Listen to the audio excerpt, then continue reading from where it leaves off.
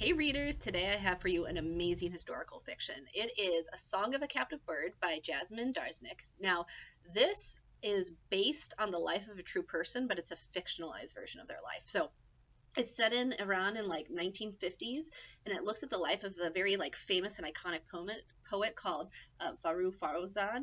And she was like a woman who sort of like bucked the traditions of her society.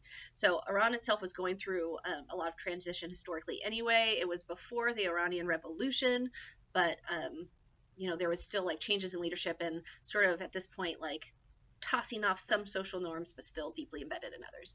So she's grown in this time of like societal upheaval anyway, and she has her dad is like a colonel. He's always referred to as the colonel, very strict upbringing, and she just wants to be her own person, and she has a firm idea of what she wants in life.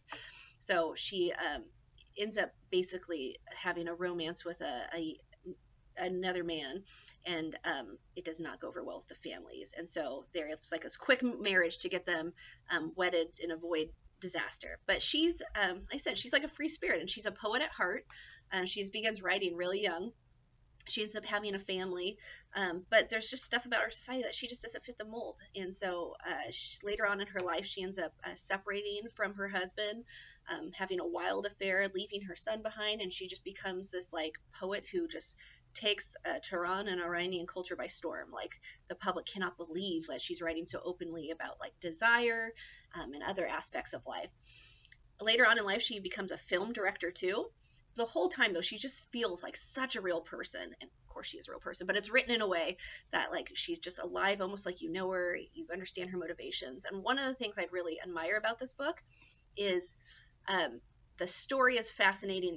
The characters are very dimensional, but Faru is a person who is, like I said, bucking the traditions of her society, but she has very real consequences for it. It's not like it's easy to just stand up and say, I'm not going to do what you want me to do. I'm going to do my own thing. Like she says that, and then she has to suffer consequences from it, from society. And I just thought that was a very like realistic depiction of what it shows to be your own person in a society that doesn't support that, and how to be courageous.